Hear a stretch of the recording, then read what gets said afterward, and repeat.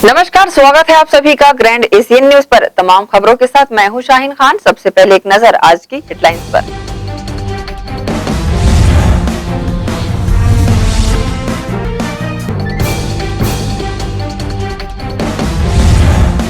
पर्यावरण को बढ़ावा देने साइंस कॉलेज दुर्ग में किया गया वृहद वृक्षारोपण। शहर विधायक अरुण वोरा हुए शामिल।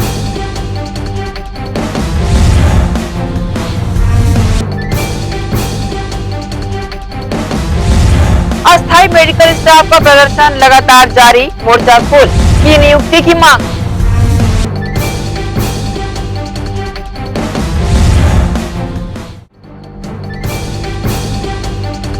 अतिक्रमणकारियों पर दुर्ग निगम हुआ सख्त, की तोड़ू दस्ते ने कार्रवाई।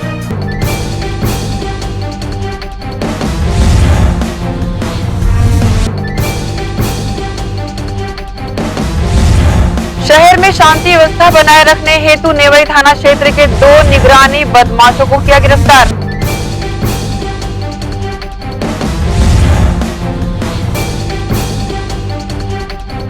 अब खबरें विस्तार से। टीएल मीटिंग में आई शिकायत के बाद जिला कलेक्टर के निर्देश पर दुर्ग नगर निगम टीम ने जेई रोड से अतिक्रमण हटाया। दुर्ग नगर निगम के अंतर्गत आने वाले वन विभाग की दीवार से सट कर किए जा रहे अतिक्रमण को बेदखल करने की कार्रवाई की गई। निगम अधिकारियों ने इस कार्रवाई को अंजाम दिया, जिसके तहत अतिक्रमणकारी द्वारा निर्मित किए गए बाउंड्री वॉल को जेसीबी के माध्यम से ध्वस्त किया गया। इस मौके पर निगम के अतिक्रमण प्रभारी शिव शर्मा ने बताया कि दुर्ग जिला कलेक्टर को टीएल मीटिंग के दौरान अतिक्रमण किए जाने की शिकायत प्राप्त हुई थी, जिनके निर्देश के बाद निगम आयुक्त हरीश मंडावी के दिशा निर्देश पर अतिक्रमण हटाने की कार्रवाई की गई।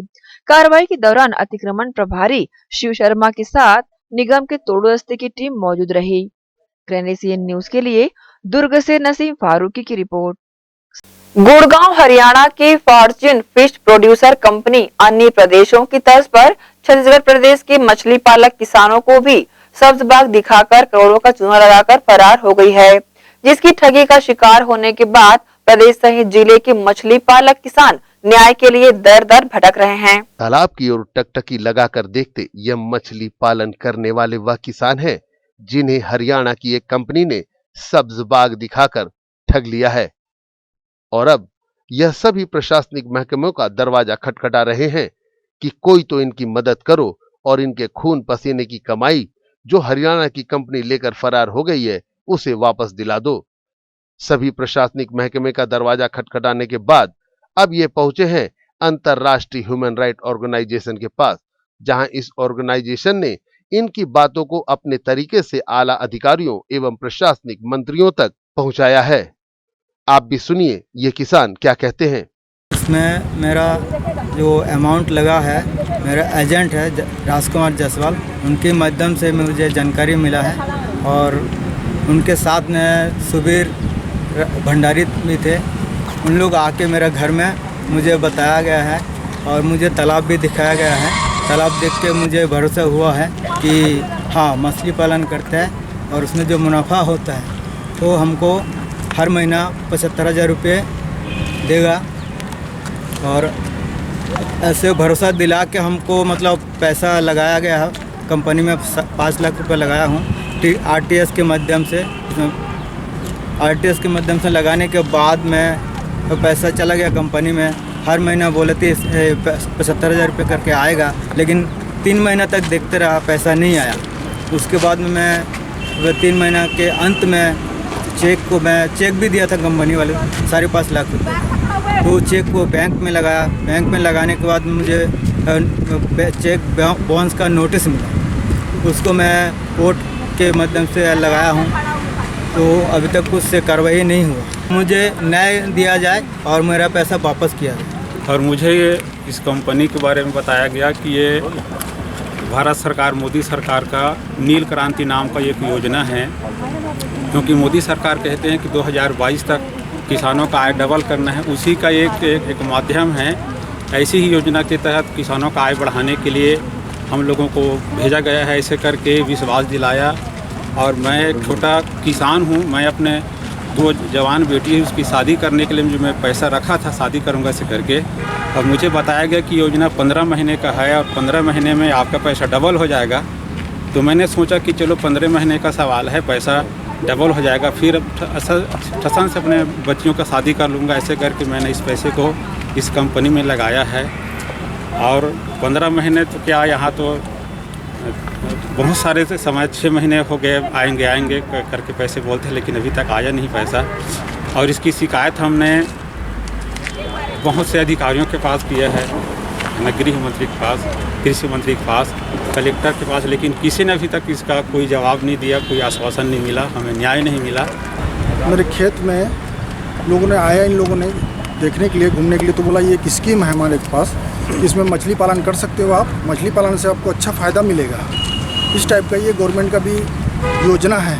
गवर्नमेंट भी ऐसी चाहती है कि किसानों को ये सब ये दे करके लाभ पहुंचा करके आय दुगना किया जाए। इस टाइप का हमको आश्वासन दिया। तो हमने पूछा भाई क्या करना पड़ेगा इसके लिए, तो उसने बोला कि 5.5 लाख रुपए आपको डिपॉजिट करना पड़ेगा सिक्योरिटी के सुरक्षा की दृष्टि से। आपके ज़मीन में तालाब खोदेंगे यहीं पे और यहीं पे मछली डालेंगे, इसमें कोई किसी प्रकार के कोई ये नहीं होगा, लापरवाही या कोई ये नहीं होगा। तो हमने सोचा भाई सही बात है, हमारे तालाब में, हमारी ज़मीन में तालाब खोद करके मछली डालेंगे, उसके लिए चारा देंगे। तो हमको विश्वास में ले लिया, तो हमको भी लगा कि नहीं ये तो सही बात है, यहीं रहेगा तो ये आपको कई अच्छा तालाब दिखाया गया था? अब कई ये तो 2 तालाब दिखाया हम लोगों को, गुंडरदेही के पास में गुलाब चंद्राकर और ये क्या नाम है इसका, देवेश चंद्राकर के तालाब में जाकर के हमको मॉडल के रूप में दिखाया गया कि ऐसे ऐसे हो रहा है, इनका बैंक स्टेटमेंट देख लीजिए, इनका पैसा आ रहा है, सब कुछ आ रहा है। तो हम लोग जैसे तैसे करके जोड़ तोड़ करके RTGS के माध्यम से पैसा इनके पास दे दिया। भंडारी जी हैं, गुलाब चंद्राकर हैं और ये विजय साकुरी वगैरह, ये सब बड़े बड़े आदमी लोग आ करके मतलब बोले हम लोग भी लगाए हैं, अच्छा है कंपनी। इस टाइप का हम लोगों को लालच दे दिया। और हम लोग अपना लालच तो नहीं बोला जाएगा भाई, अपने जीवन यापन करना है कैसे भी करके। किसी कृषि ज़मीन है तो उसमें हमारे ज़मीन में 9 तालाब खोद दिए लोगों ने। हमारे दोस्त थे, उन लोगों ने बोला हम भी पैसा लगाते हैं आपके ज़मीन में, आप तालाब दे दीजिए हमको। ठीक है ले लीजिए। तो अब हमारा ना, तो हम तो ऐसी स्थिति में रह गए ना, उसमें ना धान बो सकते हैं ना उसमें मछली पालन कर सकते हैं, क्योंकि उल्टा सीधा खोद दिया ना अच्छा से तालाब बनाया, पूरा ज़मीन को बर्बाद कर दिया। अब इसकी जानकारी हम लोगों ने शासन प्रशासन से गुहार लगाया, इसके माध्यम से आवेदन दिया कि यहाँ पे SP के माध्यम से SP DSP को IG को दिया। उसके बाद कृषि मंत्री वहाँ पर गए, वहाँ पे गुहार लगाया। अंतर्राष्ट्रीय ह्यूमन राइट ऑर्गेनाइजेशन की उपाध्यक्ष और कानूनी सलाहकार एडवोकेट यामिनी बघेल ने इन भोले भाले मछली पालन करने वाले किसानों के साथ हुई ठगी के बारे में प्रेस मीडिया को जानकारी दी। ये जो किसान हैं ये काफ़ी महीनों से भटक रहे थे, विभिन्न अलग अलग विभागों में जाके अपने समस्याएं इन्होंने रखी, अधिकारियों से संपर्क किया, लेकिन इनको कहीं से भी कोई भी राहत नहीं मिल पा रही थी। इनको हमारा कहीं से पता चला, हमसे इन्होंने संपर्क किया, तो अंतर्राष्ट्रीय मानवाधिकार संगठन की छत्तीसगढ़ इकाई ने निर्णय लिया कि इनको राहत दिलाना है, ये हमारा फ़र्ज़ है, हम मानव अधिकार के लिए काम करते हैं और इनका अधिकार यहाँ प्रभावित हो रहा है, ये सफ़र है। किसान हमारी देश की मूल होते हैं, जड़ है, इनके बिना आप देश में प्रगति की कल्पना नहीं कर सकते। आप 2 वक्त की रोटी भी खाते हो तो वो इनकी वजह से खाते हो। आज हमारे किसान भाई सफ़र कर रहे हैं और प्रशासन सोया हुआ है, कानून व्यवस्था सोई हुई है। ये सबसे बड़ा इनके अधिकारों का हनन है, इसलिए मानवाधिकार संगठन इनके साथ खड़ी है और अंत तक जब तक इनको न्याय नहीं मिल जाता तब तक इनके साथ रहेगी। मई के महीने से हमने सभी विभागों में मंत्रियों के समक्ष इनके जो भी समस्याएं रखी है विथ डॉक्यूमेंट, ट्रांजैक्शंस सारी, इसमें जो ट्रांजैक्शन हुए, अकाउंट ट्रांजैक्शन हुए, डिटेल है, चेक्स है, एग्रीमेंट है, सारे डॉक्यूमेंट, सारी चीज़ें हमने प्रोवाइड की हुई है। फिर भी अब तक के कहीं से भी सफिशिएंट आंसर नहीं मिला है। ये बहुत दुर्भाग्यपूर्ण है कि जहां उनके पास एक एक्सक्यूज़ हमेशा से रहा है कि हम इंक्वायरी कर रहे हैं, जहां ऑलरेडी सारी चीज़ें प्रेजेंट उनके सामने की गई हैं, आज तक वो हमको ये बताने में भी सक्षम नहीं है कि उनके सामने क्या समस्या आ रही है कि दोषियों के खिलाफ कार्रवाई अब तक नहीं हुई है। हमने इन किसानों के साथ हुई ठगी के मामले में प्रशासन से भी सवाल जवाब किए। देखिए जिले के कलेक्टर और छत्तीसगढ़ शासन के गृह मंत्री ताम्रध्वज साहू क्या कहते हैं। इस संबंध में अभी जानकारी आपके माध्यम से प्राप्त हुई है, अभी इसका परीक्षण कराएंगे। इसके पहले भी ऐसा एक प्रकरण आया था जिसमें बीज फेल हुआ था, तो संबंधित सभी किसानों को उनका मुआवजा मिल गया था। अभी ये प्रकरण नया है, इसमें जो कार्रवाई जो एग्रीमेंट का अनुरूप है उसके अनुरूप कार्रवाई। पहली बात तो यह है कि शिक्षा का इतना प्रचार प्रसार हो गया है योजनाओं का, और गांव-गांव जनप्रतिनिधि घूम रहे हैं। मैं समझता हूं हर क्षेत्र में उनके विधायक भी घूमते हैं, मिलते हैं। जनपद, जिला, मंडी, मार्केटिंग, नगर निगम, सारे जनप्रतिनिधि। कोई भी व्यक्ति बाहर के आदमी के झांसे में क्यों आते हैं ये नहीं समझता। अगर उनको अच्छा लगता है तो भी अपने अधिकारी या जनप्रतिनिधि से चर्चा करके पूछ लेना चाहिए। यहाँ FIR करें, कोशिश करेंगे, कार्यवाही होगी। वहीं प्रदेश में विपक्ष की भूमिका निभा रहे भारतीय जनता पार्टी के दुर्ग जिला मीडिया प्रभारी KS चौहान ने भी इस मामले को लेकर अपनी प्रतिक्रिया दी है।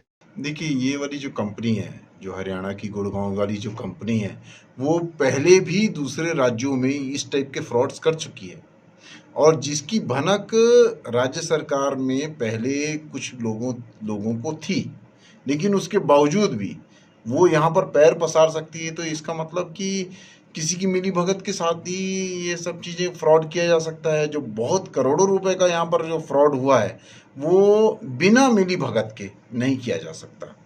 आप एक किसी भी चीज़ का एक फ्रॉड कर लेंगे, लेकिन दूसरे तीसरे चौथे में आप फ्रॉड में बच नहीं सकते, उसमें आप लपटा जाएंगे। लेकिन उसमें मिली भगत अगर होगी तो आप लंबा फ्रॉड कर सकते हैं।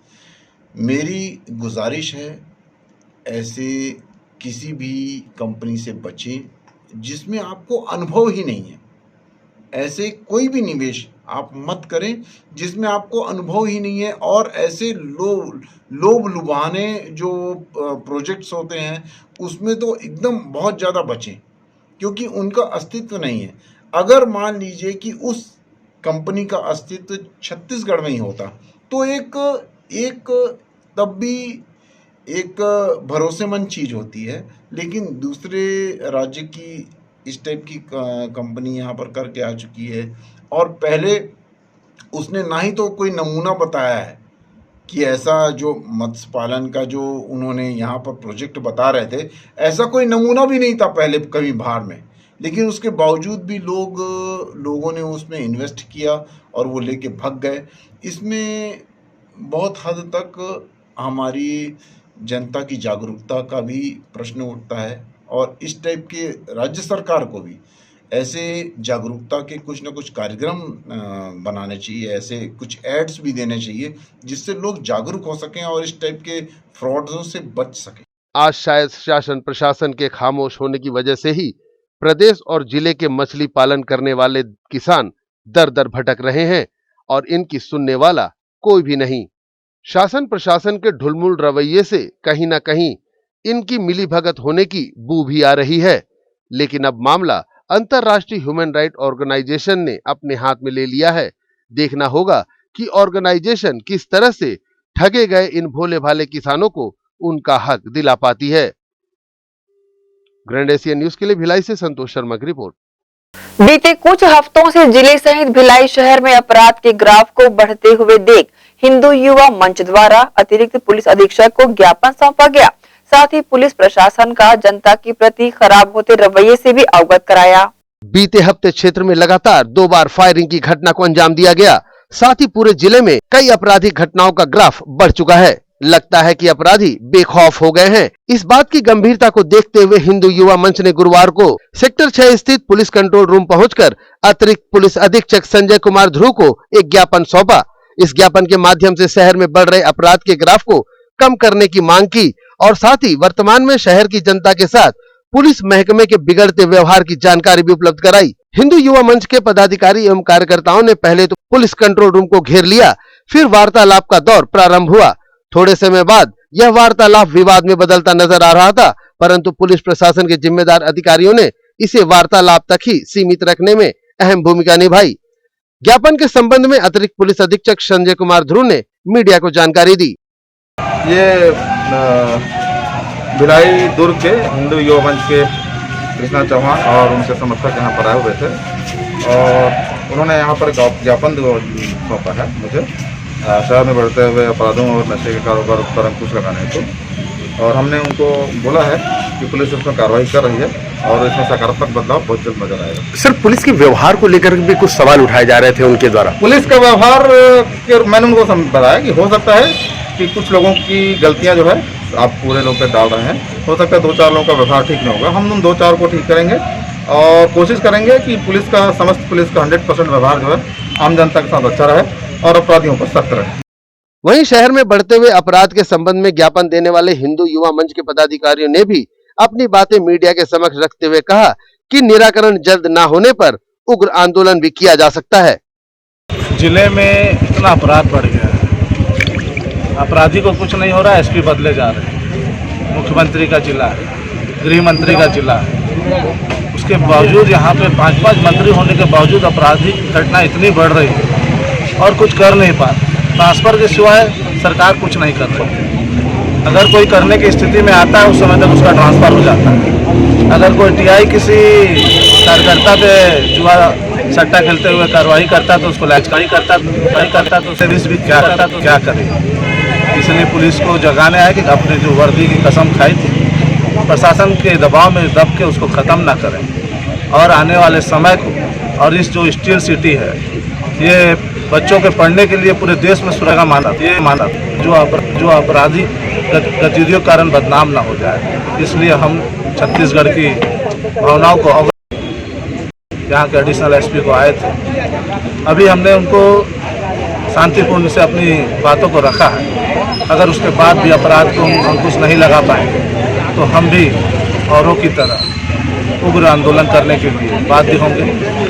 आपराधिक घटनाएं जितनी हो रही है, शहर बहुत परेशान, पुलिस का जिसका डर अपराधियों में कम, आम जनता में ज़्यादा देखने को मिल रहा है। शहर से इतनी शिकायत आई है कि पुलिस प्रशासन का ना बिहेवियर अच्छा है, ना पुलिस प्रशासन कोऑपरेट कर रही है। अगर गुंडों को संरक्षण ही देना है तो पुलिस प्रशासन अपना जो पेट्रोलिंग गाड़ी है सब बंद करे और गुंडों को खाली संरक्षण दे। जनता के लिए बनी है तो जनता की सेवा करे, जनता की समस्या को समझे। आए दिन गोलीबाजी हो जा रही है, चाकू चूरा चल जा रहा है, आज दो चार लड़कों में चाकूबाजी हो जा रही है, गृह मंत्री के क्षेत्र में मर्डर हो जा रहा है। इसकी जवाबदारी कौन लेगा? क्या लगता है आपको कहीं ना कहीं शासन भी जिम्मेदार है क्या?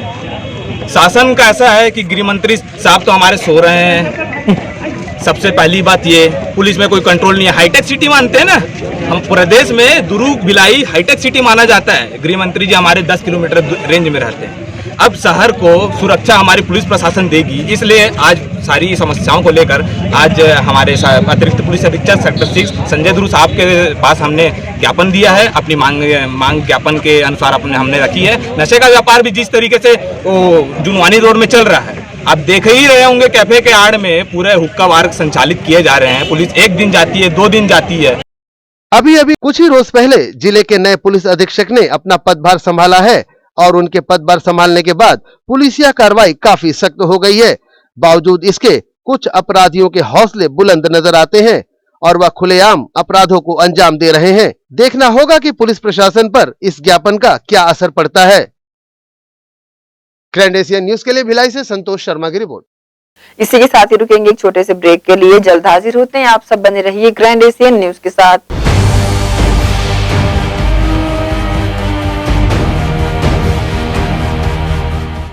अल्लाह या ईश्वर ने चाहा तो किसी को खून के आंसू पीने नहीं दूंगा।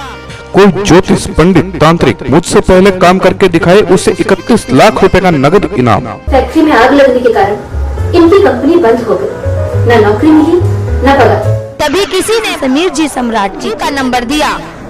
उनसे मिलते ही मेरे पति को एक बड़ी कंपनी में नौकरी मिल गई। मैं जिससे प्यार करती थी उसे से शादी करना चाहती थी, लेकिन क्या करे, हमारी शादी के लिए ना मेरे घर वाले राजी थे ना उनके। मगर समीर जी ने तो मानो चमत्कार ही कर दिया। उनकी रजामंदी से हमारे घर वालों ने हमारी शादी बड़े ही धूमधाम से करवा दी।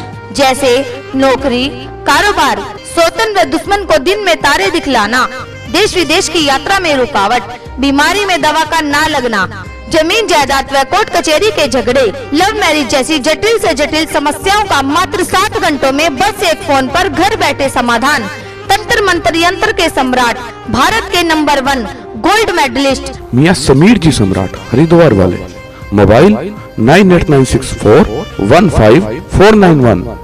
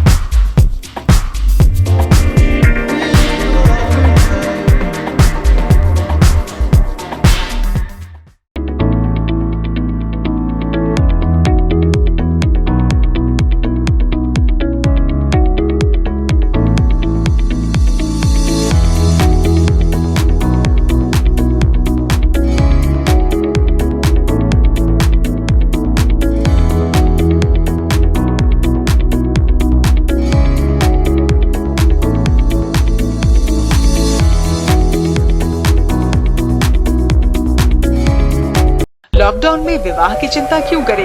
होटल द एवलॉन है ना। एक ही छत के नीचे हर उत्सव की जगह से लेकर ग्रुप पार्टी तक, सगाई से लेकर विदाई तक, वर वधू की परीक्षण और रस्मों के लिए वर वधू पक्ष को एक एक room free. The hotel Avalon wedding package, शुद्ध शाकाहारी भोजन के साथ, जैन फूड ऑन ऑर्डर सूर्यास्त के पहले। Hotel the Avalon by Mandoli, the heart twin city, Durg Bhilai. Contact 078822115532 और 9179886666। स्टेशन रोड, दीपक नगर, मालवीय नगर, दुर्ग।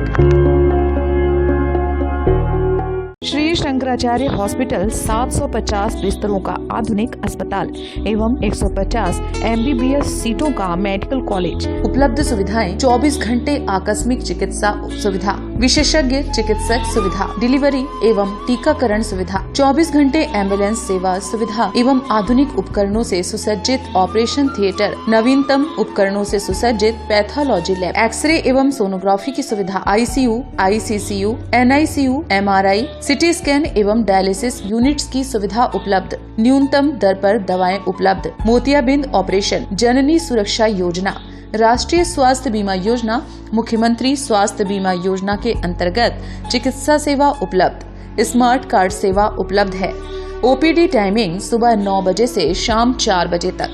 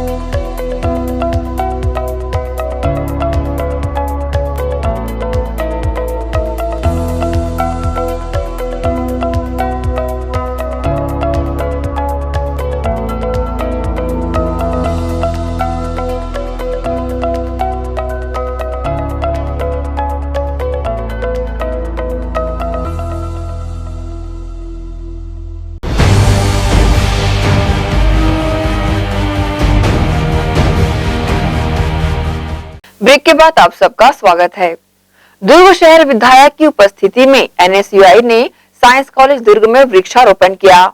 छत्तीसगढ़ प्रदेश NSUI के सचिव आदित्य नारंग के नेतृत्व में साइंस कॉलेज दुर्ग में वृक्षारोपण कार्यक्रम का आयोजन किया गया, जिसमें मुख्य रूप से दुर्ग शहर विधायक व कैबिनेट मंत्री अरुण वोरा व महाविद्यालय की जनभागीदारी समिति के अध्यक्ष आशुतोष सिंह, सदस्य शिबू मिर्जा और प्राचार्य RNC उपस्थित रहे। इस मौके पर महाविद्यालय के छात्र छात्राओं ने शहर विधायक अरुण वोरा को वृक्षारोपण के पश्चात परिसर की समस्याओं से अवगत कराते हुए बताया कि कॉलेज के मुख्य मार्ग का जीर्णोद्धार किया जाना है व इंटकवेल के खोदे गए गड्ढे को घेरा जाना आवश्यक है, ताकि कोई जनहानि भविष्य में न हो सके।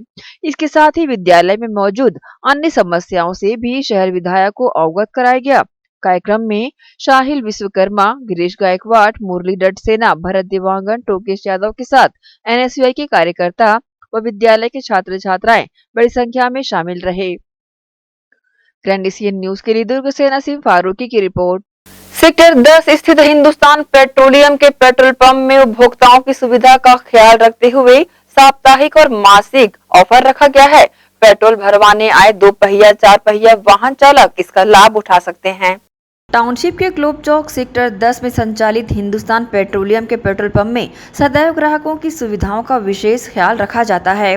पूरे छत्तीसगढ़ में अगर देखा जाए तो इस पेट्रोल पंप में महिला वर्ग का विशेष ख्याल रखा गया है। महिलाओं के लिए सर्व सुविधा युक्त केबिन जहां है, वहीं महिला उपभोक्ताओं के लिए अलग काउंटर भी बनाया गया है, जहां महिला उपभोक्ता अपने वाहनों में पेट्रोल भरवा सकती हैं। वहीं उपभोक्ताओं का ख्याल रखते हुए लकी ड्रा की साप्ताहिक व मासिक स्कीम की शुरुआत की गई है, जिसके तहत पेट्रोल भरवाने आए 2 पहिया व 4 पहिया वाहन चालकों द्वारा इसका लाभ लिया जाएगा। गौरतलब है कि हिंदुस्तान पेट्रोलियम के सेल्स ऑफिसर कुंदन कुमार व CRM ब्रिजेश कुमार के निर्देश पर इसकी शुरुआत की गई है। वहीं लकी ड्रा कूपन के प्रारंभ के पहले दिन लायंस क्लब के अध्यक्ष विकास सिंघल व कोषाध्यक्ष संदीप अग्रवाल ने विधिवत पहले दिन इस सेवा का लाभ लेते हुए ड्रा का टोकन भरा व डिब्बे में डालकर नियम पूरा किया। पेट्रोल पंप की सराहना करते हुए उन्होंने प्रतिक्रिया दी, तो वहीं पंप प्रबंधक विपिन बंसल ने इसका उद्देश्य बताया। आज से मुझे ऐसे ही पता चला कि ये स्कीम कंपनी की तरफ से लॉन्च की गई है और चूंकि मैं इस पंप का बहुत पुराना कस्टमर हूँ, मेरे पास जितनी भी गाड़ियाँ हैं मैं यहीं से पेट्रोल डीजल सब भराता हूँ। मुझे यहाँ से क्वालिटी और क्वांटिटी दोनों का फुल एश्योरेंस रहता है। 10 साल से मेरे को आज तक कभी भी कोई शिकायत नहीं आई है और बाकी फैसिलिटी यहाँ पे पब्लिक जो फैसिलिटी रहती है वो भी बहुत अच्छी प्रोवाइड करते हैं। तो आज जैसे ही मुझे पता चला कि ये आज स्कीम लॉन्च हो रही है तो मैंने अपनी गाड़ी को अभी फुल कराया है और अभी कूपन भी मैंने यहाँ पर डाला है लकी ड्रॉ में। कंपनी की स्कीम उपभोक्ताओं के लिए कितनी लाभकारी साबित होगी? क्योंकि ये पंप की अपनी एक क्वालिटी है, ये पंप बहुत ही अच्छी गुडविल के साथ चलता है और यहाँ पे अगर ये स्कीम लॉन्च होती है तो कस्टमर जो इधर उधर जाके थोड़ा पंप में थोड़ा डीजल या पेट्रोल भराते हैं, एक तो उनको हमेशा अपनी टंकी में फुल रखना चाहिए, ये गाइडलाइन में आता है।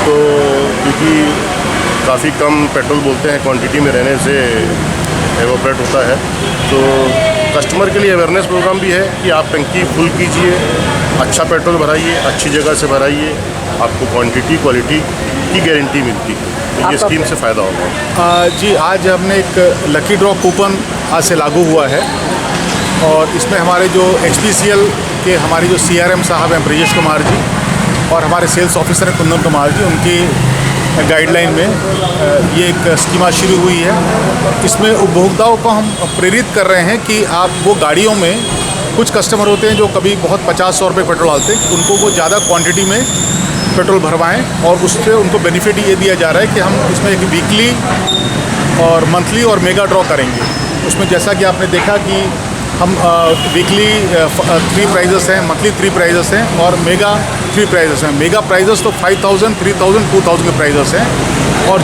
जो प्राइज़ विनर हैं उनको बदले में पेट्रोल ही दिया जाएगा। उससे हम लोगों को कस्टमर्स को ये प्रमोट कर रहे हैं कि आप ज़्यादा क्वांटिटी में पेट्रोल डीजल डलाएँ। उससे एक फ़ायदा ये है कि उनका समय भी बचता है।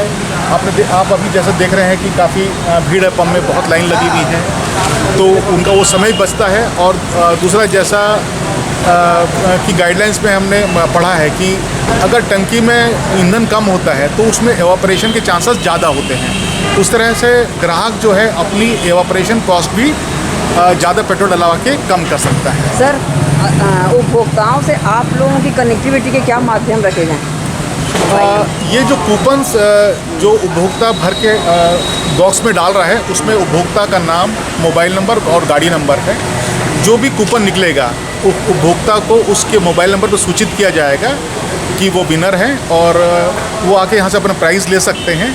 और यहाँ एक डिस्प्ले बोर्ड सामने आप देख रहे हैं लगा है। उस डिस्प्ले बोर्ड में फर्स्ट, सेकंड, थर्ड प्राइजेस का कस्टमर का नेम और मोबाइल नंबर यहाँ डिस्प्ले किया जाएगा, जो कि वो आते आते यहाँ से पढ़ भी सकते हैं।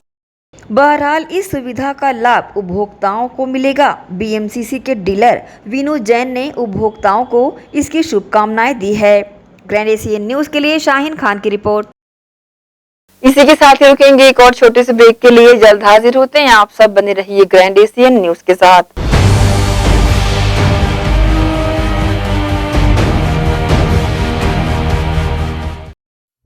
पीढ़ियों से चलती आई विश्वास की परंपरा लगातार बार बार हर बार आपके हर यादगार पल में हम रहे आपके साथ। आपने भी भरपूर दिया हमारा साथ।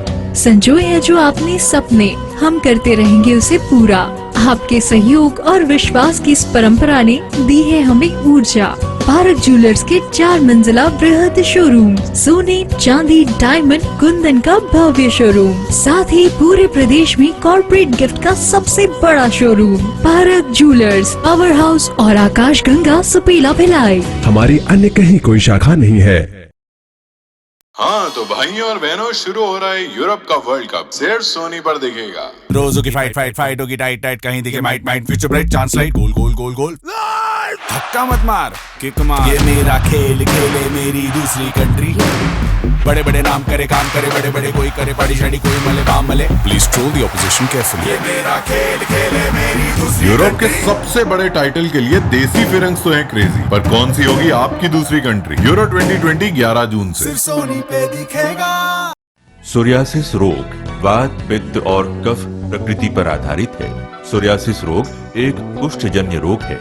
ये कोहनी जांघों के बाहर धड़, कमर, पीठ और पेट में होता है। ये तांबे रंग और रक्त वर्ण का शुष्क सा छिलके युक्त शरीर में चकत्ते के रूप में दिखाई पड़ता है। प्रथम अवस्था में ये सिर के बालों के बीच पिन के नुक्के सरसों या मसूर के दाने की तरह उत्पन्न होता है, जिससे व्यक्ति को सिर में रूसी का भ्रम होता है और यही फिर धीरे धीरे सिर से बाहर निकलकर संपूर्ण शरीर में फैलने लगता है। ये मामूली खुजली जैसा लगता है। ये खुजली पसीने के बहाव या आर्द्रता मिलने पर पड़ती है। चमड़ी में खिंचाव और चमचमाहट बनी रहती है। इस रोग के जख्मों पर तीव्र स्राव होने की संभावना नहीं होती। ये 100% गठिया रोग को जन्म देता है, जिससे व्यक्ति हमेशा के लिए अपंग हो जाता है। इस बीमारी का इलाज वायरो रिसर्च एवं स्किन केयर क्लिनिक द्वारा तैयार किए गए विशेष आयुर्वेदिक रस रसायन द्वारा संभव है। संपर्क करें doctor HC Agarwal, doctor VK Agarwal, viro research एवं skin care clinic, station road, दुर्ग।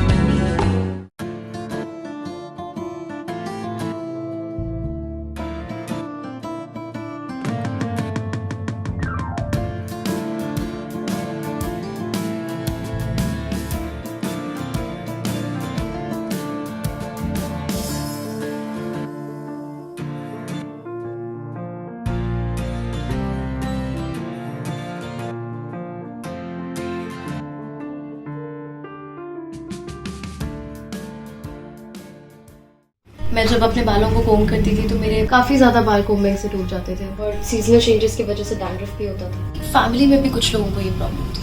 तब मुझे मेरी फ्रेंड ने वास्तु गुरु जी हेयर ऑयल सजेस्ट किया, जिसके सिर्फ 2 यूजेस बाद ही मुझे ऐसा लगा जैसे मेरी स्कैल्प क्लीन महसूस हो रही है और सिर्फ 4 वॉशेस बाद ही मेरी हेयर फॉल और डैंड्रफ की प्रॉब्लम ऑलमोस्ट जड़ से खत्म हो गई।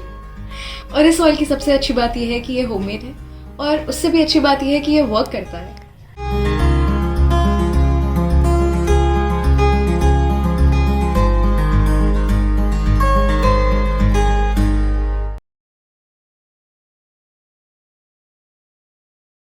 भिलाई के प्रमुख स्थल पावर हाउस में स्थित होटल शिव प्रभा इन एवं town king the family restaurant नवीन साज सज्जा एवं आधुनिक सुविधाओं से lace.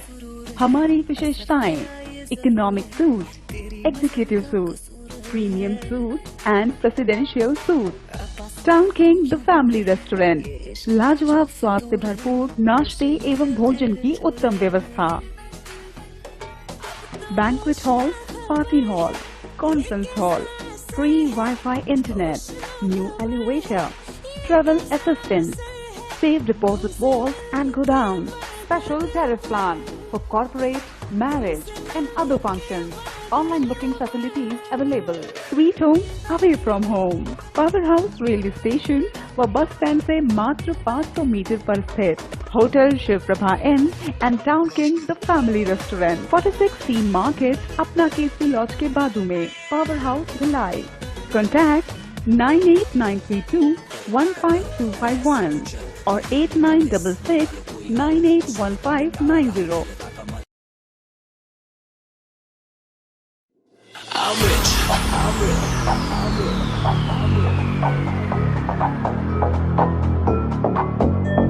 I'm rich. Urgent by KCS. I'm rich. Diamonds on my body rich. Smelling like Versace rich. Dizzy and Beyonce rich. I'm rich. I'm rich. Diamonds on my body rich. Smelling like Versace rich.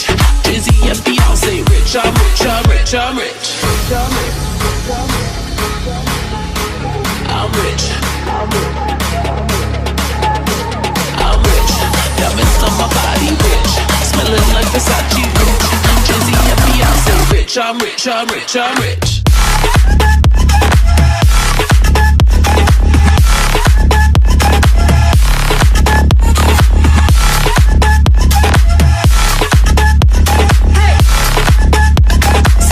I'm rich, I'm rich, I'm rich.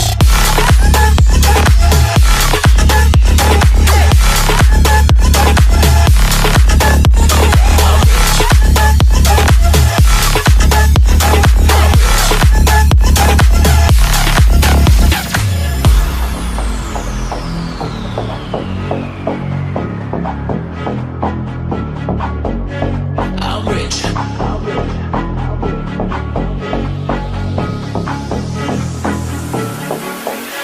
I'm rich. Diamonds on my body rich. Smelling like Versace rich. Jay-Z and Beyonce rich. I'm rich, I'm rich, I'm rich. Diamonds on my body rich. Smelling like Versace rich. Jay-Z and Beyonce rich. I'm rich, I'm rich, I'm rich.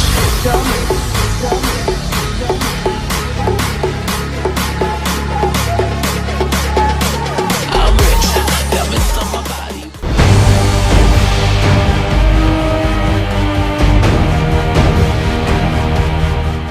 Break के बाद एक बार फिर से आप सभी का स्वागत है। कोरोना योद्धा संघर्ष संगठन ने दुर्ग के गांधी चौक पर हस्ताक्षर अभियान चलाया और नियुक्ति की मांग की। कोरोना काल में अस्थायी भर्ती पर रखे गए मेडिकल स्टाफ ने अस्थायी संविदा से हटाए जाने के बाद जिला प्रशासन के खिलाफ मोर्चा खोल दिया है। इसी के तहत धरना प्रदर्शन व ज्ञापन के बाद अब कोरोना योद्धा स्टाफ जन समर्थन जुटाने में लग गया है। इसी के साथ ही हस्ताक्षर अभियान इनके द्वारा शुरू किया गया है, जिसके तहत दुर्ग के गांधी चौक पर कोरोना योद्धा संघर्ष संगठन ने हस्ताक्षर अभियान चलाया और नियुक्ति की मांग की। इस मौके पर कोरोना योद्धा संघर्ष संगठन के सदस्यों ने कहा कि शासन के द्वारा सेवा समाप्त किए जाने से वे एक बार फिर बेरोजगार हो गए हैं। उन्होंने ये भी कहा कि उन्होंने संकट काल में अपनी सेवाएं दी है और जिले को महामारी के दौर से बाहर निकाला है। ऐसे में उनके साथ संवेदना रखते हुए जिला चिकित्सालय के रिक्त पदों पर उनकी नियुक्ति की जाए और साथ ही उन्हें प्राथमिकता भी दी जाए। साथ ही उन्हें अस्थायी कर्मचारी के रूप में ही सही रोजगार उपलब्ध कराने की बातें उन्होंने कही। नर्सिंग स्टाफ के लोगों ने ग्रैंड एशियन न्यूज के समक्ष अपनी प्रतिक्रिया दी। हमारा जो ये देश है जब बुरी आपदा में था तब हम लोग सबने सहयोग दिया है और हम लोग जो हमारे पूरे कोविड-19 स्टाफ है हमारी नियुक्ति को वहाँ पर निरस्त कर दिया गया है कि आप लोग का जो 3 माह का था वो अब बंद कर दिया गया है। तो सर यही हम लोग से जनता से अपील है, गवर्नमेंट से भी अपील है कि भाई ये निरंतर हमारी सेवा को जारी रखें। हम उनके साथ में कोरोना में हेल्थ विभाग में हाथ से हाथ मिला के काम किए, लेकिन आज हम सबको यहाँ करीबन 600 से 700 लोग एक दुर्ग में जिसको लिया गया और उन सारे लोग को बेरोजगार कर दिया गया, वो दर दर भटक रहे हैं। अभी जो न्यू वैकेंसी आ रहा है उसमें हम लोग को प्राथमिकता मिले कि हम लोग को बेरोजगार हो गए 3 महीने के बाद तो हमको पहली प्राथमिकता मिले। ग्रैंड एशियन न्यूज के लिए दुर्ग से नसीम फारूकी की रिपोर्ट। भाजयुमो दुर्ग के नव नियुक्त जिलाध्यक्ष नितेश साहू का दुर्ग शहर के गंजपारा सदर मंडल व कसारेड्डी बोरसी मंडल ने जोशीला स्वागत किया। भारतीय जनता युवा मोर्चा दुर्ग के नव नियुक्त जिलाध्यक्ष नितेश साहू का प्रवास कार्यक्रम के चौथे चरण में दुर्ग शहर के गंजपारा सदर मंडल व कसारेड्डी बोरसी मंडल में उनके प्रथम आगमन पर मंडल पदाधिकारी गणों एवं युवा मोर्चा के द्वारा ढोलबाजी व पटाखे फोड़कर भव्य स्वागत किया गया। साथ ही व्यापारियों ने भी नए अध्यक्ष का स्वागत किया। तत्पश्चात परिचयात्मक बैठक संपन्न हुई। साथ ही नितेश साहू ने युवाओं को संबोधित करते हुए कहा कि प्रदेश सरकार की नाकामी को जन जन तक पहुंचाना है और जनता की समस्या को लेकर प्रदेश सरकार के खिलाफ सड़क की लड़ाई युवाओं को लड़ना है। युवाओं से उन्होंने अपील की कि अधिक से अधिक नए युवाओं को पार्टी से जोड़ा जाए और विचारधाराओं से अवगत कराया जाए। ग्रैंड एशियन न्यूज के लिए दुर्ग से नसीम फारूकी की रिपोर्ट। शासकीय कन्या उच्चतर माध्यमिक विद्यालय वैशाली नगर की 12वीं कक्षा से उत्तीर्ण हुई छात्रा लक्ष्मी ने अपने जीवन में कलेक्टर बनने का लक्ष्य बनाया है। पारिवारिक स्थिति ठीक ना होने के बावजूद किस तरह शहनाई ये अपने लक्ष्य की तरफ कदम बढ़ा रही है, देखिए विशेष खबर। कहते हैं जब आपके हौसले बुलंद हो और लक्ष्य तय कर लिया जाए तो रास्ते खुद ब खुद बनने लगते हैं। ऐसा ही कुछ शासकीय कन्या उच्चतर माध्यमिक विद्यालय वैशाली नगर की छात्रा लक्ष्मी कलपुरिया के साथ भी हुआ। जी हां, यह वही छात्रा है जिसने आर्ट सब्जेक्ट में 91% अंकों के साथ 12वीं की कक्षा उत्तीर्ण की, पर इस दौरान लक्ष्मी ने बहुत कुछ खो दिया। जब ये कक्षा 6वीं में थी तब इनके पिता का देहांत हो गया और तब से काफी संघर्षपूर्ण जीवन जीने पर मजबूर होना पड़ा, पर हौसला तब भी अडिग रहा और यही कारण बना लक्ष्मी के लक्ष्य का। लक्ष्य भी ऐसा जिसे सोचने पर भी काफी मशक्कत करनी पड़ती है। लक्ष्मी कलेक्टर बनना चाहती है और इसी वजह से गणित और विज्ञान जैसे विषयों में महारत हासिल करने के बाद भी लक्ष्मी ने आर्ट सब्जेक्ट को चुना और इसके हौसलों की उड़ान देखकर इस स्कूल की प्राचार्य श्रीमती संगीता सिंह बघेल ने इन्हें गोद ले लिया और अब लक्ष्मी के कलेक्टर बनने तक की पढ़ाई का खर्च यह स्वयं उठा रही हैं। हमने लक्ष्मी से जानना चाहा कि आज वह जिस सफलता की राह पर चल निकली हैं, वह कैसे संभव हुआ और इसके पीछे किस किस का हाथ है। सुनिए लक्ष्मी क्या कहती है। आज मैं इस जगह पे पहुंची हूँ, यहाँ पे आई हूँ, इस लायक बनी, इस काबिल बनी, वो सब मेरी मैडम के लिए जाता है, मेरी प्रिंसिपल मैम के लिए जाता है, बाकी टीचर्स पे जाता है। लक्ष्मी कहती हैं कि शासकीय कन्या उच्चतर माध्यमिक विद्यालय वैशाली नगर जैसा दूसरा कोई स्कूल हो ही नहीं सकता, क्योंकि यहाँ उन्होंने जिंदगी जीने की कला से लेकर बहुत कुछ सीखा है और इस स्कूल के गुरुजनों ने उनका आत्मविश्वास भी बढ़ाया है। आपको ऐसा लगता है कि अगर आप इसी स्कूल में ना होती, किसी और स्कूल में होती तो इतनी सक्सेसफुल होती? नो, बिल्कुल नहीं लगता मुझे। जो इस स्कूल में मुझे देखने को मिला, मुझे लगता ही नहीं कि कोई और स्कूल में होती तो मैं आज यहाँ पे पहुँच पाती, इस काबिल बन पाती। नहीं लगता मुझे। क्या क्या सीखने को मिला यहाँ? मुझे यहाँ बहुत अच्छी अच्छी बातें सीखने को मिली जो मेरे लाइफ में आगे बहुत काम आने वाली है और आएंगी। और मैं यहाँ से संस्कार, आत्मविश्वास, ये सभी बहुत अच्छे से सीखी हूँ। आत्मविश्वास जो मेरे पे आज आया है, सबके सामने बोलने का आत्मविश्वास जो है, वो सभी चीज़ मेरे पे जो संस्कार है वो मैं अपने प्रिंसिपल में और बाकी टीचर से सीखी। एक लड़की होने के नाते घर के कामकाज की जिम्मेदारी भी उन पर होती है और ऐसे में पिता का ना होना काफी संघर्ष बढ़ा देता है। इस संघर्ष के दौरान किस तरह से लक्ष्मी ने अपने लक्ष्य को थामे रखा और किस तरह से अपनी पढ़ाई पूरी की, यह भी सुनिए। एक लड़की के लिए घर में पढ़ाई करना काफ़ी मुश्किल माना जाता है क्योंकि घरेलू कामकाज का भी प्रेशर रहता है। उस बीच में कैसे आप मोटिवेट हुई, कैसे आपको ये समझ में आया कि नहीं मुझे पढ़ना है? घर में तो मेरे पिता नहीं है, तभी से मतलब हम लोग को ज़्यादा संघर्ष करना पड़ा। अगर पिता होते तो ऐसा नहीं होता। मेरी मम्मी अकेली पड़ जाती है जो एक मजदूर की तरह दिन और रात काम करती है, बाकी घर का काम हम ही को करना पड़ता है। तो एक हौसला जो था मेरे मन में, हौसला जो था वो टूट सा गया था कि अब मैं आगे कुछ कर पाऊँगी। लेकिन जैसे इस स्कूल में कदम रखी, शुरुआत में मुझे कोई फ़र्क नहीं पड़ा, मतलब फ़र्क नहीं दिखा, लेकिन जैसे जैसे आगे बढ़ते गई मुझे अपने लाइफ का एक नया चेहरा देखने को मिला, एक नया रूप देखने को मिला कि मैं ये भी कर सकती हूँ। जैसे ही मेरे लाइफ में ऐसी मैडम आई, ऐसे टीचर आई, प्रिंसिपल मैम आई, तब से मेरा जीवन एकदम बदल सा गया था। तब से मैंने अपना ड्रीम जो है, मेरा सपना जो है, उसको मैं पाने के लिए बहुत ज़्यादा तत्पर हूँ और बहुत ज़्यादा मुझे ऐसा लगता है कि मैं जल्दी अपने लक्ष्य को पाने के लिए जल्दी जाऊँ, मतलब जल्दी करूँ, लेट ना करूँ, कहीं ठहराव ना आए। स्कूल में आखिरी क्लास आपने 12वीं पढ़ी है, क्या परसेंटेज आया और अभी आप क्या कर रही हैं? अभी मैं BA सेकेंड ईयर में हूँ और 12th में मेरा 91% बना था। लक्ष्मी ने आर्ट सब्जेक्ट अपने लक्ष्य को मद्देनजर रखते हुए चुना है और अब ये BA के द्वितीय वर्ष की छात्रा हैं और यह सब्जेक्ट इनके कलेक्टर बनने के सपने को पूरा करने में काफी कारगर सिद्ध होगा। तो ऐसा क्या हुआ कि BA कर रही हैं? BSc क्यों नहीं करें, BCom क्यों नहीं करें, BA ही क्यों? BA इसलिए क्योंकि वो मेरे लक्ष्य को पाने के लिए सबसे बड़ा टारगेट है, उसी को मैं मतलब BA इसलिए ली हूँ कि वो मेरे लक्ष्य को पाने के लिए, मेरे कलेक्टर बनने के लिए सबसे उपयोगी सब्जेक्ट साबित होता है। आज लक्ष्मी जिस लक्ष्य के पीछे भाग रही है, यह लक्ष्य दिखाने वाली भी स्कूल की प्राचार्या ही हैं।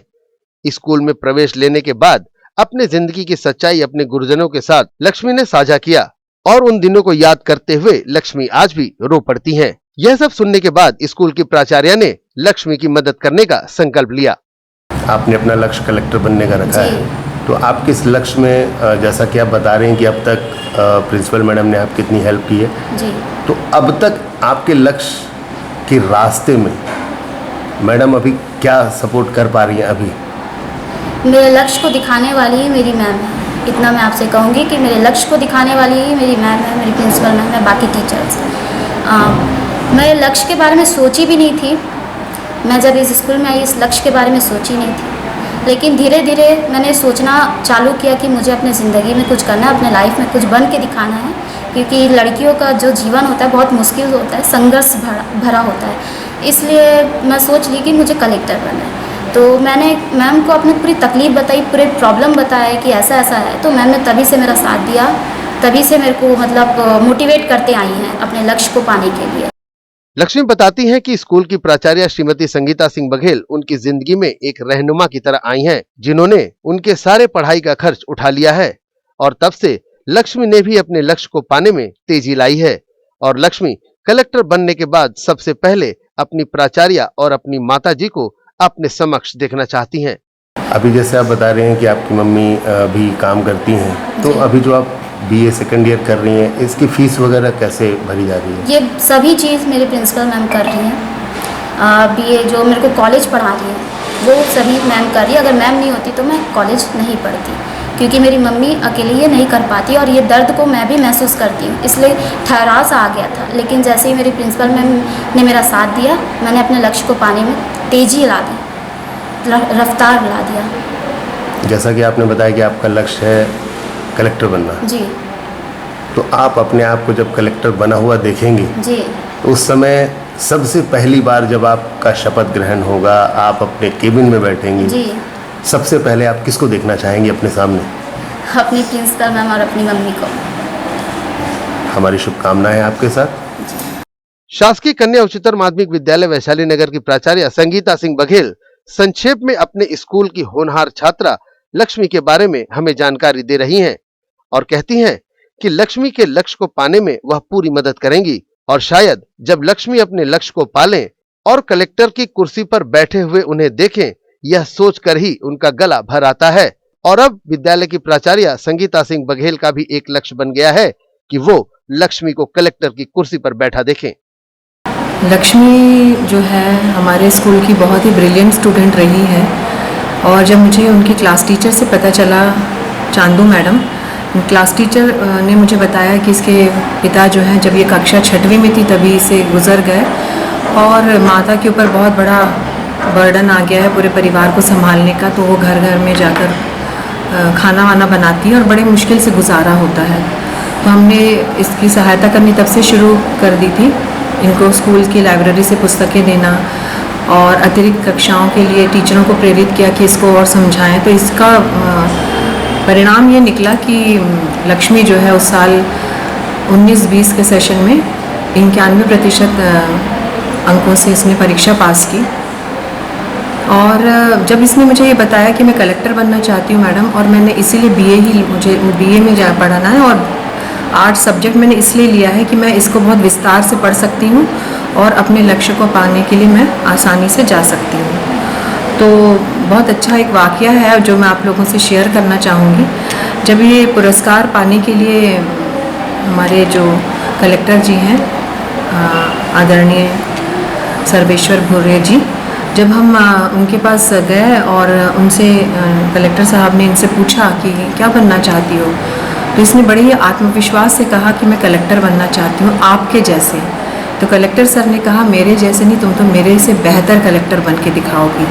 और शायद ये उसमें इतना चेंज आ गया पूरे कोरोना, यकीन नहीं करेंगे, कोरोना में जब सब लोग अपने घरों में थे, डरे सहमे थे, ये मेरे पास फ़ोन करती थी, मैडम मुझे सब्जेक्ट मटेरियल, स्टडी मटेरियल चाहिए, मुझे किताबें चाहिए।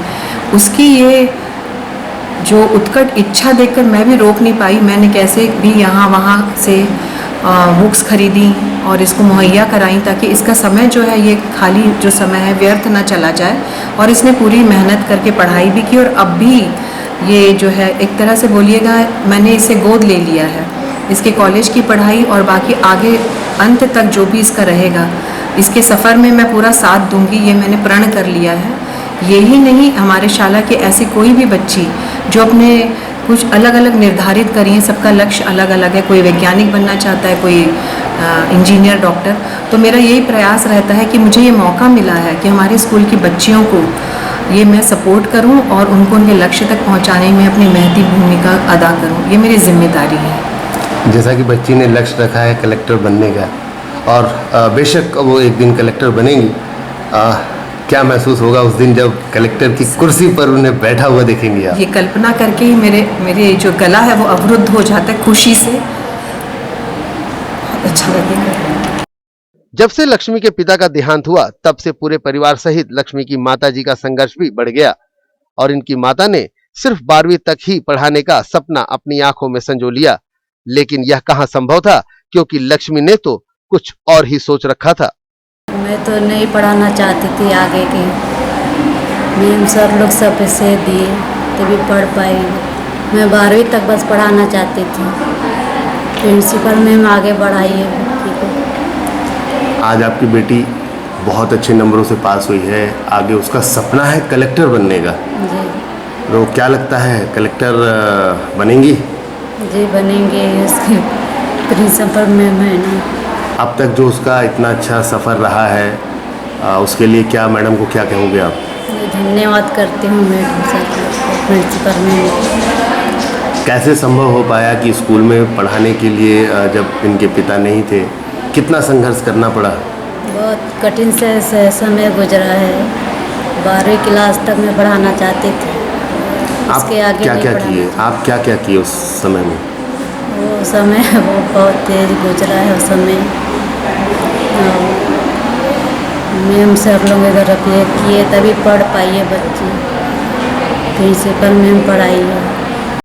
विद्यालय के अन्य व्याख्याताओं ने भी लक्ष्मी के पढ़ने की शैली पर प्रकाश डालते हुए काफी सराहना की है और ऐसा लक्ष्य साधने पर उनके उज्जवल भविष्य की कामना भी करते हैं। मैं इस स्कूल में 2019 में आया, उसी वर्ष से ही लक्ष्मी को मेरे पढ़ाने का जो अनुभव मिला, और मैं सोचता था कि आर्ट्स में ऐसे बच्चे आते हैं जो साइंस और कॉमर्स और अन्य विषय में जो नहीं ले पाते वो आर्ट्स में आते हैं। जब मैं उनका लक्ष्य सुना कि नहीं, मेरे को आर्ट्स ही लेना है और कलेक्टर बनना है, उसका जो लक्ष्य था पहले से निर्धारित था, इसलिए वो बहुत ही मेहनती बच्ची है वो।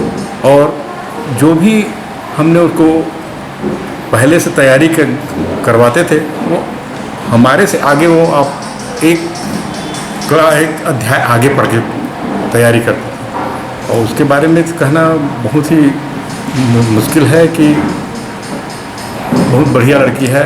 और जितने भी बच्चे थे, मैंने कॉमर्स में और आर्ट्स दोनों सब क्लास में अर्थशास्त्र पढ़ाया है, दोनों क्लास में भी कॉमर्स से भी अच्छे बच्चे थे, उनसे भी उनकी जो टैलेंट है वो और अधिक था।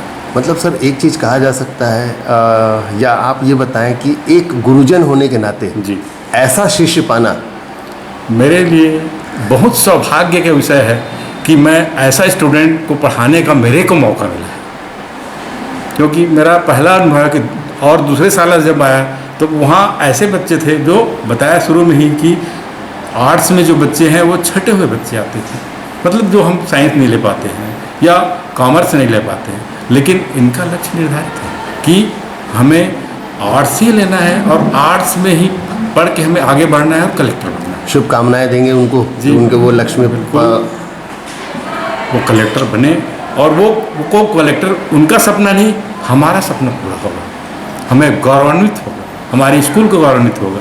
और मैं प्रिंसिपल मैडम के बारे में कहना चाहूँगा कि जब एजुकेशन की बात आती, शिक्षा की बात आती, तो परिवार बाद में, शिक्षा पहले। ये उनका लक्ष्य है प्रिंसिपल मैडम का, जो आज ये स्थिति में हमारे स्कूल को पहुँचा।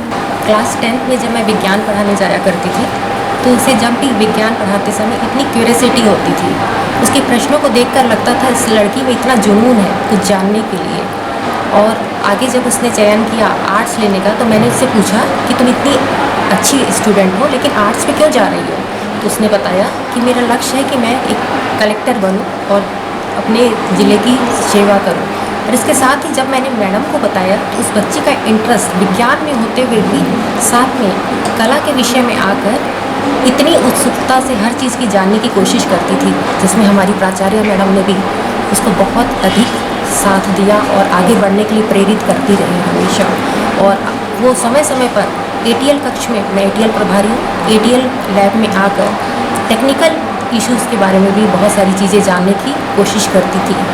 और इतनी शार्प विद्यार्थी है जिसमें हम चाहते हैं कि आगे भविष्य में कुछ कर पाए, जिसके लिए सभी हम उसके साथ हैं। मतलब ये कहा जा सकता है कि अगर आर्ट्स छोड़ करके, जैसा आपने बताया कि उसका रुझान गणित में भी था, साइंस में भी था, अगर वो मैथमेटिक्स या साइंस भी लेती तो क्या वो कहाँ तक सफल हो पाती?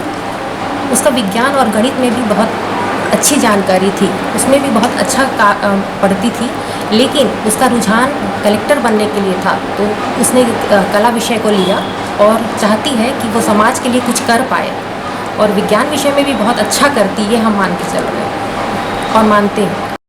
किसी भी लड़की के लिए लक्ष्य साधना काफी आसान होता है और उस लक्ष्य को पाने के लिए जो रास्ते चुनने होते हैं उस पर भी किसी का साथ नहीं मिल पाता। लक्ष्मी खुशकिस्मत है कि उनकी प्राचार्य ने उन्हें गोद लेकर उनके हौसलों को एक नई उड़ान दी है और शायद बहुत जल्द हम और आप इस होनहार लक्ष्मी को कलेक्टर की कुर्सी पर बैठे हुए देखें। शायद वह पल इनके परिवार और इनके गुरुजनों के साथ हमारे लिए भी काफी भावुक कर देने वाला होगा। ग्रैंड एशियन न्यूज के लिए भिलाई से संतोष शर्मा की रिपोर्ट। नेवई थाना क्षेत्र में हुए गोलीकांड में प्रार्थी ब्रिजेश राय उर्फ पिंकी राय तथा शशिकांत राय को पुलिस ने गुरुवार को गिरफ्तार कर न्यायालय में पेश किया है।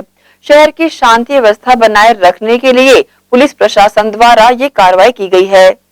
नेवई थाना क्षेत्र के अंतर्गत बीते दिनों ब्रिजेश राय उर्फ पिंकी राय के ऊपर आरोपी मुकुल सोना एवं मुकेश सिंह के द्वारा गोली चलाई गई थी। इस घटना के बाद से ही शहर में लगातार कानून व्यवस्था व पुलिस कार्यप्रणाली को लेकर सवाल उठने लगे थे। इस गोलीकांड के प्रार्थी पिंकी राय उर्फ ब्रिजेश राय के ऊपर हत्या का प्रयास, बलवा एवं मारपीट करने जैसे लगभग 16 अपराध विभिन्न थानों में दर्ज हैं। दूसरी ओर शशिकांत राय के ऊपर भी विभिन्न थानों में बलवा, लूट, हत्या के प्रयास जैसे 11 अपराध पंजीबद्ध हैं। इस घटना के बाद से जिस प्रकार से स्थितियां संवेदनशील हो रही थी, इसे ध्यान में रखते हुए जिला पुलिस प्रशासन के द्वारा दोनों ही आदतन अपराधियों के खिलाफ प्रतिबंधात्मक धारा 151 के तहत कार्रवाई करते हुए जेल भेज दिया गया है। मामले को लेकर एएसपी संजय ध्रुव ने ग्रैंड एशियन न्यूज को जानकारी दी। नेवई थाना क्षेत्र का मामला है जिसमें 2 लोगों के खिलाफ, एक पिंकी राय पिता उदेश राय, दूसरा शशिकांत राय पिता उदेश राय, दोनों के खिलाफ क्रमशः 27 मामले, 18 मामले नेवई थाना और आसपास के थानों में दर्ज हैं। अभी इनके खिलाफ और भी मामले, आपराधिक मामले हैं जिनका कलेक्शन किया जा रहा है।